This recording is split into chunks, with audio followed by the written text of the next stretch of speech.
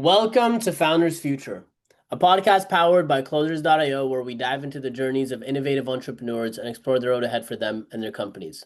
I'm your host, Ammar, and in each episode, we uncover the stories of impactful ventures, the challenges faced along the way, and the strategies driving their future growth.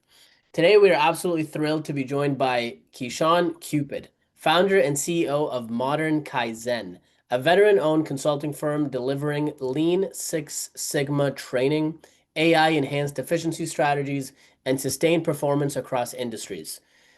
CSSC accredited from white to master black belt, Keshawn blends design, develop, deploy frameworks with human-centered coaching to drive measurable ROI. Keshawn, welcome to Founders Future. Thank you very much for having me. It's a beautiful Monday. I'm pretty excited. It is a beautiful Monday. I am excited to dive in.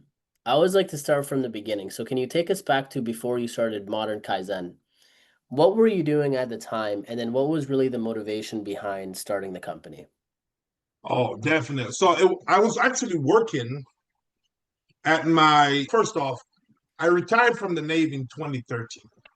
And once I retired from the Navy, I tried my hand at entrepreneurship, opened up some restaurants, and then decided to go back into corporate America. So a couple of ventures in corporate America, pretty good jobs. I was in corporate America. We were doing Lean Six Sigma training, all right? A lot of Lean Six Sigma, a lot of ISO training and such. But the problem was it's a little bit short, right? A lot of companies don't really have the time to do a lot of impactful training. So what we were doing back then, a lot of work, a lot of production, but we wanted to do a lot of training, but we never got the chance to do it. Okay. And that was actually one of my driving factors behind Modern Kaizen, because I was always looking for a way to blend productivity with companies with people development and process development. Very interesting. And that's where Lean Six Sigma comes in. Yeah, definitely, yes. Because Lean Six Sigma, as you probably know, it only works if you apply it, if you implement it. Yeah. But as I said, when you have to do 100 parts today, 20 people call out from work, the company's saying, get us that part, hold the train and push it back. I needed to approach it from the outside, right? From somebody who have been that person saying, hold that train in, to now I'm that person that said, let's look and see how we can ensure we get that training accomplished while still meeting the goal. Very interesting. Very different than starting a restaurant, that's for sure. Very different. Someone told me I can cook. I started a restaurant. So don't do that, my friend. Yeah, there you go. That's funny. But let's fast forward to today to give the listeners more understanding of Modern Kaizen and what you actually do. So let's start off with, who is your ideal customer? Oh, my customer is threefold. My ideal customers are any agency, any company, any person who want to optimize your process, optimize your learning, optimize your skills, right? Optimize your day-to-day activities with regard to your business organization, right? So that's the customers that we go after, right? We go directly to the individual who want to get that project management, that Lean Six Sigma training. We look at the companies that want to improve their process, and we also work a lot with the government, trying to help the government to streamline their processes too. Got it. The government definitely needs that. Yeah. But what are your different offers and services? So if you were to have someone in front of you that is exactly your ideal customer and they told you, okay, Keshawn, walk me through what different offers and services do you provide? What does that look like? Perfect. So it's threefold. One, workforce development and organizational training. All right. So that's where we provide customized on-site virtual training. Right. That's the belts, the Lean Six Sigma, the leadership, root cause analysis, those kind of stuff. Right. The second part is the process improvement and strategic coaching. That's where we actually do the implementation. Right? Whether it be from business process optimization, from strategic planning, or even AI-driven workflow. And then number 3 is going to be our government contracting intelligence. That's what we call the Kaizen edge. So the company is called Modern Kaizen, right? Because Kaizen is a Japanese term to continually improve oneself daily with modern tools. I like but that. We just released the edge. And the edge is going to be, that's our proprietary AI-powered platform. And what it does, it helps our clients bid intelligently on government contracts and grants. So you can see forecasts what's coming instead of being part of the crowd going after release solicitation. Yeah. Wow. Okay. So you've got these 3 different approaches. You've got the workforce development and organizational training, the process improvement and strategic coaching, the government contracting and intelligence. Walk me through, if I'm a client and I'm stepping into this, what does a typical client engagement look like in terms of how long are we working together and what are the deliverables that are involved? Oh, okay, definitely. Okay, that's a good question, because in this case, we're looking at 3 unique clients. And sometimes not everyone will want to work with each of the 3 models that we have. So let's focus on the workforce development and organizational training. So once we get a client, once the clients come to us and they said, okay, Keshawn, we want to be able to do training. That's the standard. We want training. So we go about understanding what it is that client truly needs, right? Because the voice of the customer might say, I want a Ferrari, when a Toyota Camry could do. Or they might want a Toyota Camry, but they need a Ferrari, right? We work with the clients, we understand their needs, and we build out a plan that's tied to their strategic objectives, right? In other words, what does good look like in 6 months? If you had a magic wand, tell me, what would it look like? And then we identify these using gap analysis. We have other tools that we use with our clients to be able to understand the scope. And, we map it out in 3 to 6 months increments. And the reason why we do that is we look for those key deliverables, those ROIs that we can measure, because we might have to pivot, right? It's an iterative process, meaning that we start 3 months and we see, okay, did we get where we need to go? Yep. And then we shift, we adjust. It might be market demand. It might be changing the actual plan. So we definitely do that over 3 to 6 months. And that's how it's measured. Got it. So typically 3 to 6 months is what we're looking at. Yep. Okay, very cool. And is this just you, or do you have other people in the organization that act as consultants as well? Oh no, I have a great team. And one thing about the team, it's everybody in the team have that actual practical experience, right? We have a combination of practical and theoretical. The team members are all lifelong learners. Everybody on my team is currently in college. And I'm proud of that, because no matter how many degrees they got, we keep going back, trying to learn more stuff and trying to work in the field. We want to be at the cutting edge. Interesting. Very cool. What does your lead generation process look like? So when you're looking to acquire more customers, what are you actually doing? We've been in business 6 years, and our number 1 lead generation is referrals, word of mouth, meaning that we work with the colleges, we work with the universities here, we work with a lot of different companies. And our goal, 2 years ago, we switched our model. Instead of how do we identify clients, to make it to how do clients find it easy to identify us. So our models, we pushed ourselves out there by showcasing what we are offering. And our clients are now reaching out to us. But we still do the traditional, we still walk around, knock on doors. We still use the CRM. I can give you an example. I was in Torrance last week. And as I was driving in Torrance, I drove past 6 to 7 logistics 3PL buildings. I just pull my car over, grab some brochures. Good afternoon. My name is Keshawn Cupid. May I have a moment of your time? So we still go boots on grounds when it's needed. Wow. How often do you find that it's needed? I do at least once a month. I'm out there knocking on doors. Got it. I'm always knocking on doors once a month. My team members the goal is you always be prepared to answer the question, to have the materials. So we're always there. And as I said, it depends. You drive through. You might see somewhere nice, drive to a manufacturing district that you just stop by. So about once a month. Cool. Very cool. It's actually funny enough. So referrals and word of mouth are your number one lead source. It's interesting. I was talking to somebody last week and they have a consulting business as well. And they were mentioning to me that referrals and word of mouth and networking are really their primary sources of leads. But he also expressed frustrations that it's not consistent, right? Because referrals, word of mouth is not the most predictable form of lead generation.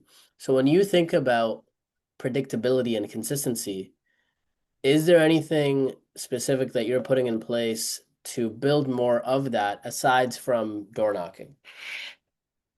Definitely. So what we do, we have an aggressive pipeline, right? And the pipeline is pretty unique. And what I say by that is that I'm putting up my phone right now, and I wish I could show the audience. I don't know if they can see it. Can you see that? February the 27th. We already scheduled out to February the 27th next year.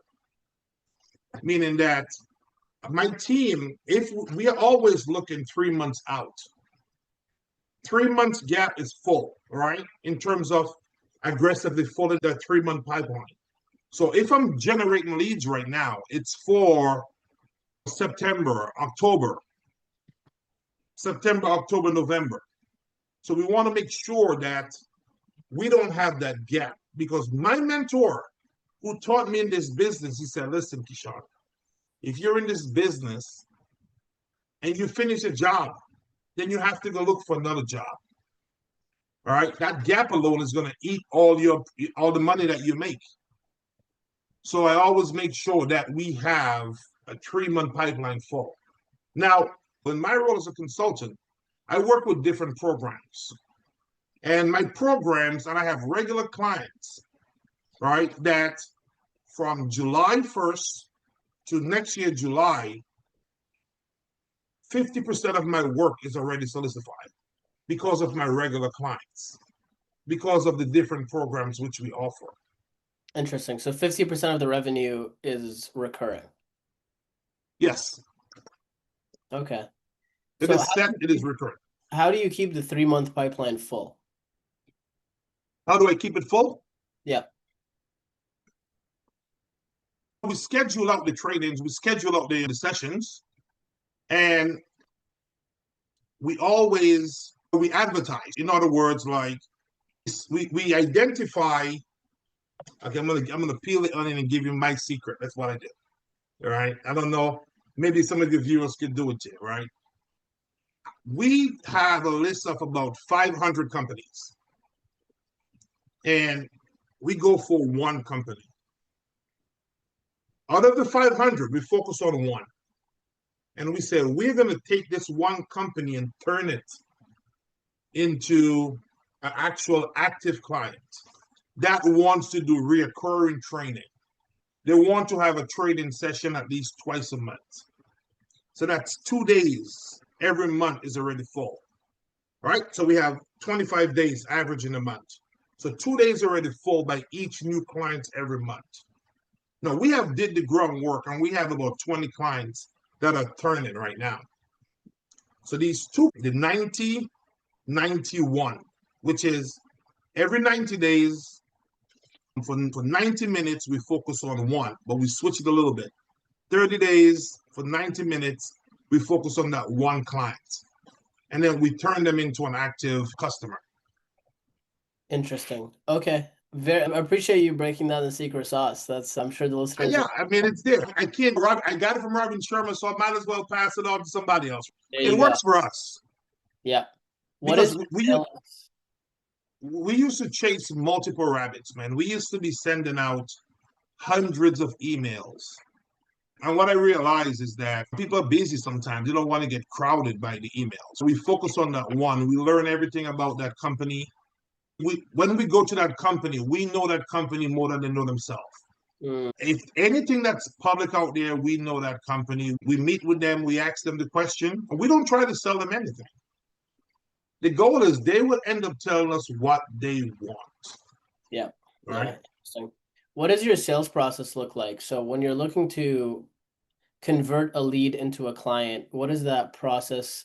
What are the different steps in the process? You don't have to dive into how you run the calls, just the different steps. The different steps in the process, as I said, we identify the client that we're going after, and we have different KPIs that we measured against that. And we have our group session, right? We have a think tank internally to the company. I call them my 3Ms. The initials are M. It's called my money-making machine. That's my nickname for them, right? They all start with M's. And the goal of it is they have their daily KPIs. Did I contact this person? Did I do this research? Did I send this email? It's a process called ghosting, right? For example, if I want you to think of the number 8, I can use words like ATE, ATE. I could reference that number and sign, and then eventually psychologically you're going to say 8. So we position ourselves for that company to see us. All right. And then the company see us, and then we back it, making sure that we have the relevant capabilities as we go out to ghost that company. Interesting. Very cool. So you've got the team members, and then they have their KPIs. They know what they need to do every day. When you think of your vision and where you want to be over the next 12 months, what specific revenue targets do you have? For the next 12 months, for the next 6 months, our revenue target is $1 million. Right? For the next 6 months, that's our target is $1 million. So for the next step, in 6 months, or 1 million in 2025? Oh no, 1 million in 6 months. Got it. Right? That's our target. We have not established a 12-month target as yet because we are shifting our business model a little bit. We have taken on some new stuff. We have a new SaaS, a subscription model coming out. So that's going to pivot for the next 12-month model. It's changed. Where are you at right now so far in 2025? Right now in 2025, we're about 600K. Nice. Yeah, and that's not because we didn't do anything really in January. So in about 4.5, 5 months, we're about 600, and we're trying to get one. We believe we can do 1 million in 6 months. Got it. What do you feel are the biggest challenges you're facing right now to making that happen? Myself. Sometimes you get what's called the shiny ball syndrome, where you chase the next thing, and that's one of my challenges actually. And I want to be transparent, right? It's one of my challenges as a visionary for my company. I have shifted the CEO role to my company, where I'm the ideologist and the visionary. And actually last week, I assigned somebody in the place to say stop. When I'm coming up with these ridiculous ideas, stop, Keshawn, focusing on the ball, right? My processes are good. I truly believe that we have great processes in place, right? We have a great team of data scientists that scrape our data. They code like nobody's business. We have great AI intelligence, be it AI and machine learning behind us. But sometimes we try to pivot too much and it doesn't hit, all right? So what's your focus now? So one more time? What's your focus now? Our focus is on our Kaizen Edge subscription-based government contracting software. Got it. And how much is that? We have 3 different tiers. It's $349, $649, $1449. Got it. Very nice. So that'll be very attractive. Now, yes, definitely. Yeah. What's the best way for people to reach out to you? Definitely reach out to me. You can find me on LinkedIn. Definitely, I do check my messages on LinkedIn. I respond to everybody on LinkedIn. No matter if you tried, I will literally reply, I'm not interested. Thank you very much. Maybe next time. So if you email me on LinkedIn, you will get a response from me. That's awesome. I need to get better with that for No, sure. definitely. Yeah. Because as I tell people, one of my employee reached out to me on LinkedIn on Mhm. just a regular trying to sell me something. Yeah. And then later, about a year later, I responded to them and said, hey, I saw they have a little open to work sticker. So that's how it is. I always respond to everybody on LinkedIn. Awesome. That's what it's there for, networking. I like it. Do you have anything else that you want to leave the audience with before I let you go? So and this is for I'm going to say this to all the owners and the CEOs. We are part of a 5% of the population. So a lot of people is not going to agree with you. A lot of people is going to tell you differently. But that's why we are visionaries, right? Otherwise we'll be just like everyone else. Yeah. So your crazy ideas, your crazy thoughts, that's okay. If you're convicted and you can support it, definitely reach out. A year ago, I couldn't code. I didn't know what Python was. I thought it was a snake. Now, we're running our own, data center. We are actually building our own data servers up in Highland. So definitely give it a shot. I love it. Keshawn, thank you so much for your time. All right, my friend. Thank you. So that wraps up another insightful episode of Founders Future. To our listeners, if you enjoyed this episode, don't forget to subscribe wherever you listen to your favorite podcasts. And if you're looking to scale your business and really enhance your sales and marketing efforts, visit closers.io to discover how we were able to grow from 0 to 30 million per year in 26 months. Until then, keep on climbing.